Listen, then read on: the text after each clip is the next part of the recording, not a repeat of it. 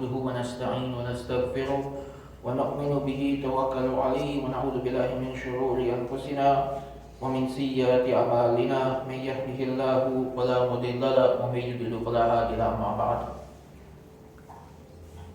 So today inshallah we begin a new series of khutbahs on the topic of understanding God's law, the Shariah.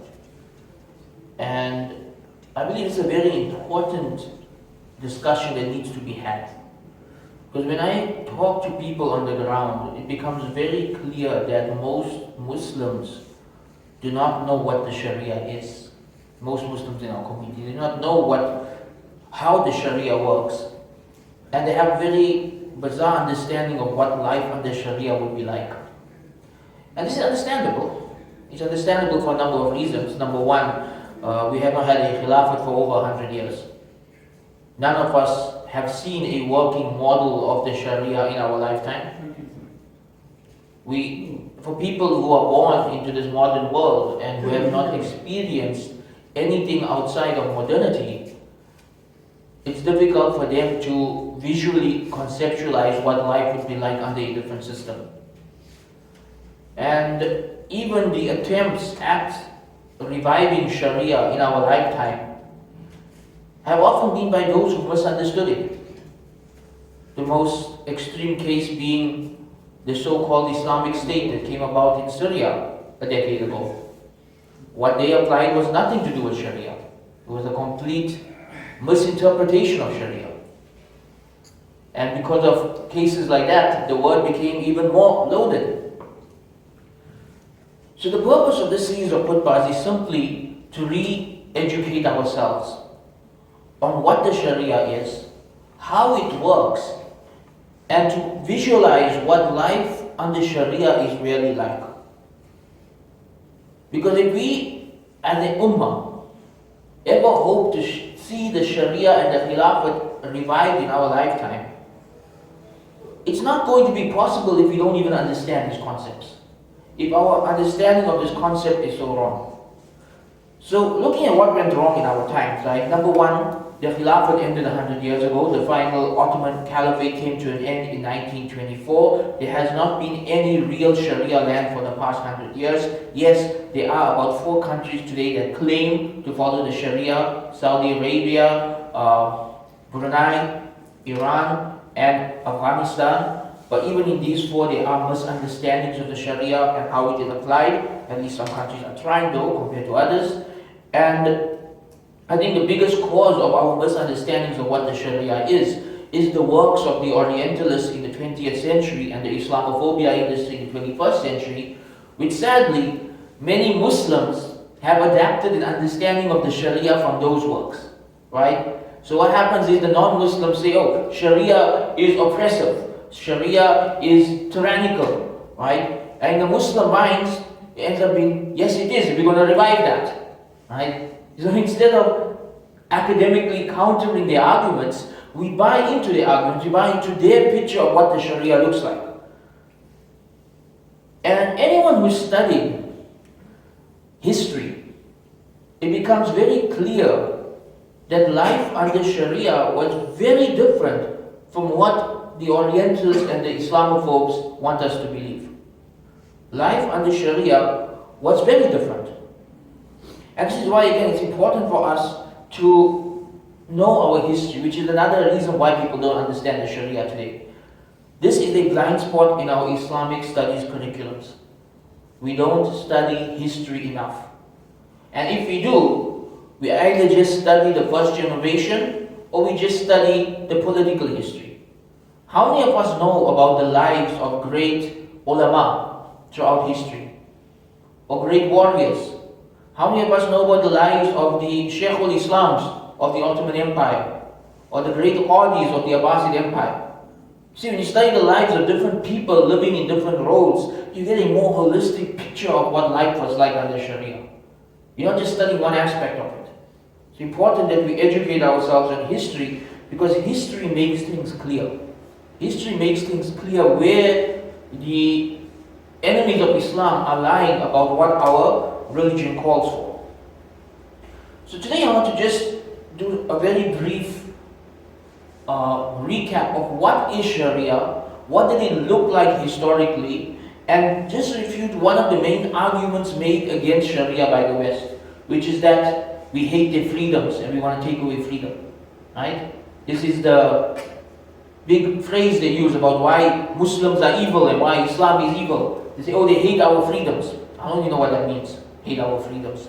I don't think there's any Muslim anywhere in the world sitting back, leaning on their couch and saying, yeah, I hate those people's freedoms. Right? What does that even mean?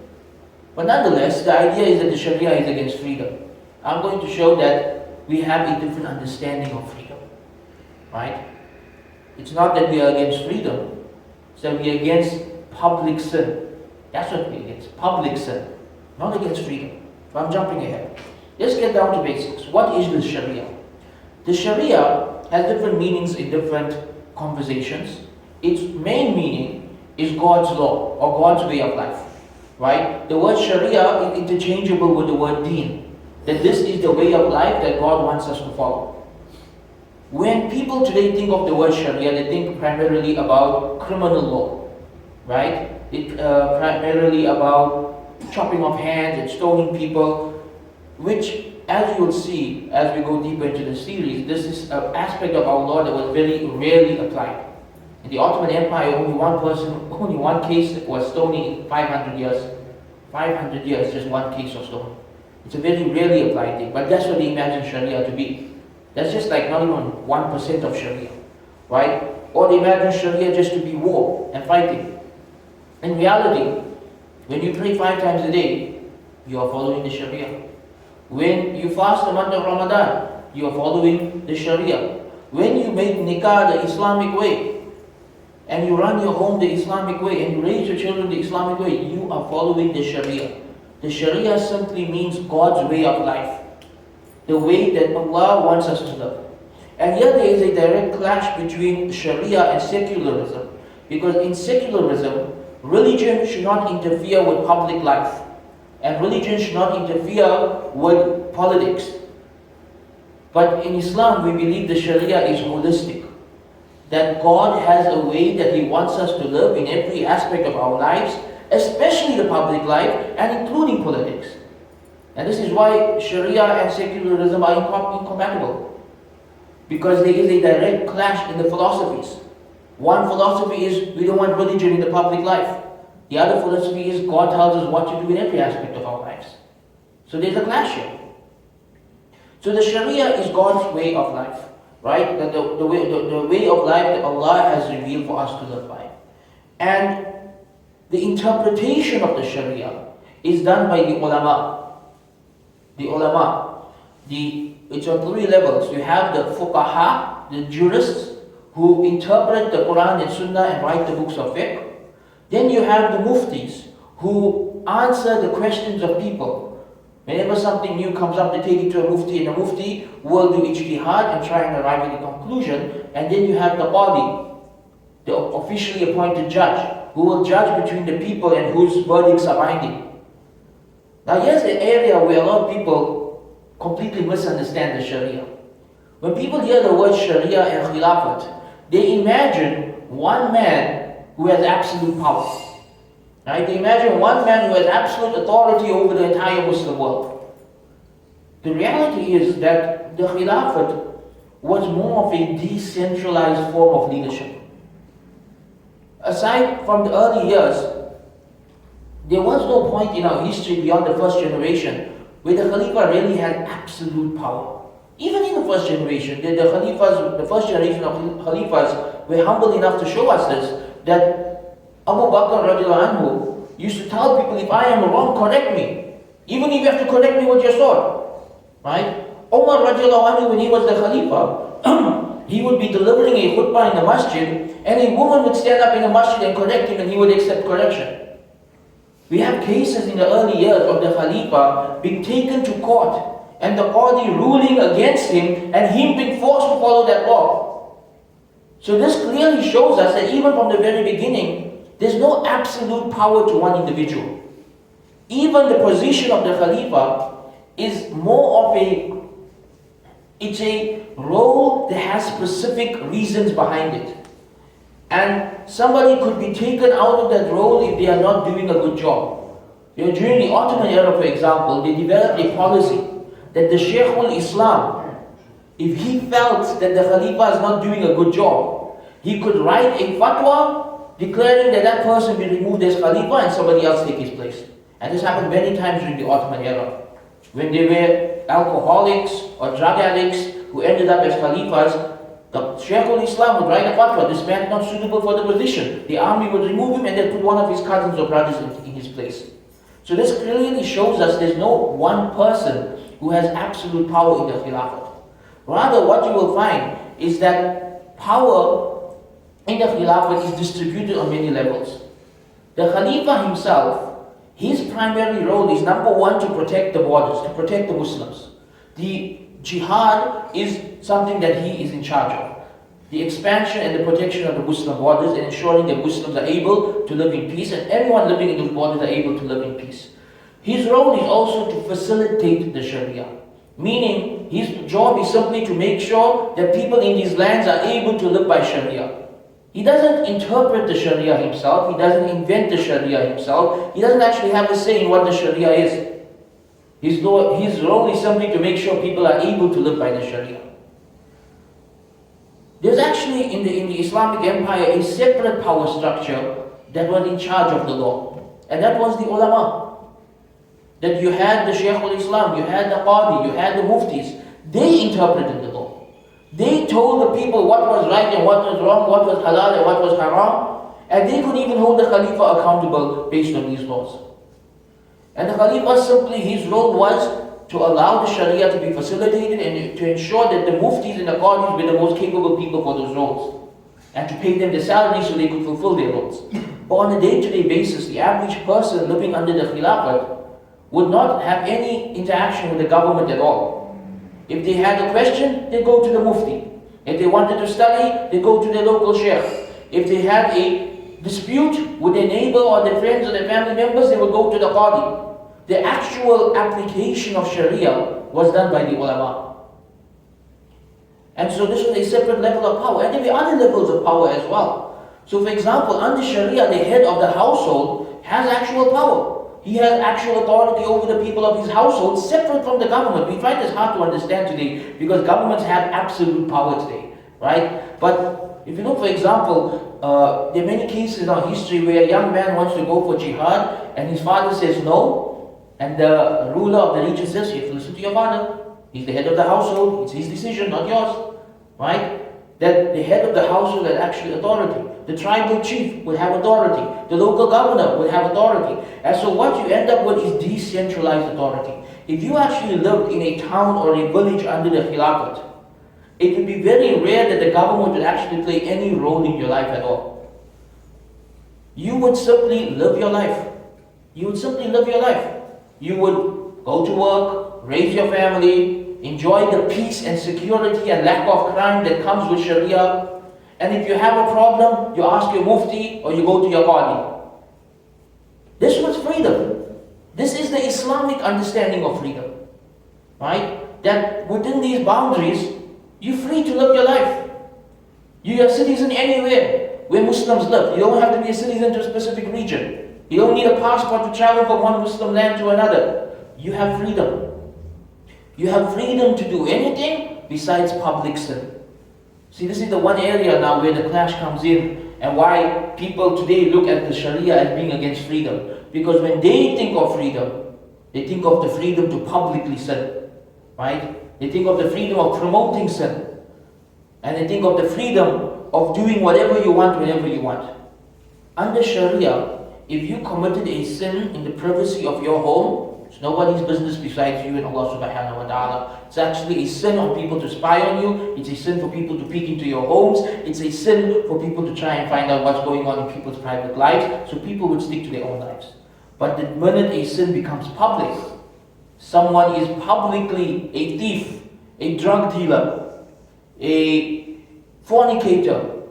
Now this is a matter of public safety. Now this is a matter of protecting the dignity and the honor of the public. This is where the Sharia will now have some strict rules to prevent this from happening. So for people who assume that the Sharia is all about restrictions, I will counter this and say there are actually very few restrictions in the Sharia. Very few. The amount of major sins are less than 2 dozen. And things that are minor sins, the government doesn't enforce it. It's something that's simply a matter of advising people. Right? The only areas where the government would enforce things under Sharia are things that are considered crimes. Things that are considered crimes in the sight of God. And this would be, for example, stealing, murder, fornication, adultery. In Islam, fornication and adultery, or rather public fornication and public adultery, are considered crimes, not personal sins. These are areas where there's criminal law. But the average person doesn't want to steal. The average person doesn't want to murder. The average person has no interest in fornication and adultery. They want to live a happy married life. And so the average person would be happy under Sharia. The average person would be happy with Sharia law. And the average person would feel free under Sharia. And I'll end with one last point. Sharia gives so much autonomy and freedom to communities that if you look, for example, in the Ottoman Empire, you would find entire cities and towns that were Christian or Jewish, where even the qadi would be a rabbi or a priest ruling by their law. Because that's the level of religious freedom that the Sharia gave. That Christians and Jews were able to have their own neighborhoods run by their own laws, where they could completely follow their religion, right down to the letter of the law. There's no place on earth today that gives any religion that level of freedom. So who really is free? Those under Sharia or those under modernity? And therefore I say this idea that Sharia is about restricting freedoms, this is a lie. This is a lie based on a very specific false illusion of freedom that the West is promoting. In reality, for those who wish to live a good life, for those who want social cohesion, for those who want justice, those who want peace, those who want a crime-free society, Sharia provides the best set of laws to make that a reality in this world.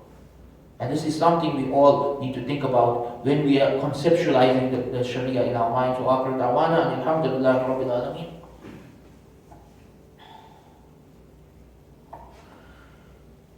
Alhamdulillahi wahdahu wassalatu wassalamu ala man la nabiyya ba'da amma ba'da. One of the main problems clashes between modernity and Islam is this concept of freedom, where they think that we hate their freedom and we want to take away their freedoms and that we have a problem with freedom. In reality, many of the ulama actually have listed freedom as one of the goals of the Sharia.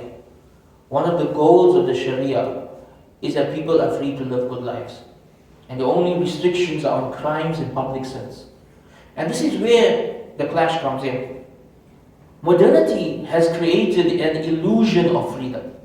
What do I mean by an illusion of freedom? They tell you if you're living in the modern world, you are free. You can drink alcohol, you can take drugs, you can fornicate, you can be homosexual, you can do whatever you want. But this is an illusion. You are free to sin. You are free to live a hedonistic lifestyle. You're not really free though. If you, for example, had to preach against the LGBTQ lifestyle, and you had to become quite popular and influential, modern governments could spread a slander about you, leading to cancel culture, leading to your entire life being ruined. Worse than that, they can freeze your bank accounts, they can seize your passport, they can throw you in jail. There's nothing you can do about it. Is this really freedom? Think about how many times this happened in the past 100 years to people. Is this really freedom? What is this freedom that they talk about? You're free as long as you say what they want and you believe what they want. That's what they call freedom. If you have any beliefs different from what they believe, if you have any ideas different from what they believe, then they have ways of oppressing you. They have ways of suppressing you. This is why the freedom of modernity is just an illusion. As long as you are drunk with sin and lost in the world of sin, the governments are happy. Because you're not questioning things, you're not thinking too deeply about things. They can do what they want, they can get away with what they want. And by the way, they have made laws today so restrictive and so convoluted that every single person on earth has committed crimes without knowing it. And they have ways of showing that. They have ways of showing, oh, a certain year you didn't really pay your taxes properly, or you made a mistake in your taxes. going to hold you accountable for that. Oh, you crossed the road at the wrong spot. The government's going to hold you accountable for that. Oh, when you were a teenager, you downloaded a movie illegally. The government's going to hold you accountable for that. And they don't really hold people accountable for these things unless they need to. But they made life so restricted, they come up with so many laws that if they don't like someone, if they don't like what somebody has to say, if they don't like how influential somebody is, they can go through their entire life history, find somewhere down the line where they violated a law unknowingly and hold them accountable for it. And so, I firmly believe that these same people today who say that the Sharia restricts your freedom, they are the ones who restrict freedom. They are the ones who have power to take freedom away from people. And many of us today are unable to think outside of this modern structure. We assume that because governments today have so much power, we assume that's the way the world has always been. But this is a very recent product. This is a very recent form of leadership. For the bulk of our history, the average Muslim lived in towns and villages where the government had no influence over them at all. The tribal chief or the head of that village, they would be the one in charge, and everybody else, would follow them. And as long as they were living by Sharia, and as long as they were peaceful people, the government did not get involved in their lives at all. And for those of you who want to understand this topic a bit further, I would highly recommend two books by Dr. Wael Halak. One is an introduction to Islamic law, and the other is called The Impossible State. For anyone who does not understand why there's a clash between the modern state system and Sharia, and why Sharia is better than the modern state system in every possible way, Dr. Wael Halak's beautiful work, The Impossible State, is worth reading. Because in this book, he shows over and over again why the modern state system is incompatible with Islam, simply because the modern state system gives too much power to the government, and under Sharia, the government's not supposed to have that much power. And how under Sharia, the laws are from God. In the modern state system, the laws are from people. It's a very powerful book. And I highly recommend everybody reads it and thinks about it. I also highly recommend our local bookstore starts stocking it. Right? So you don't have to get it any other way.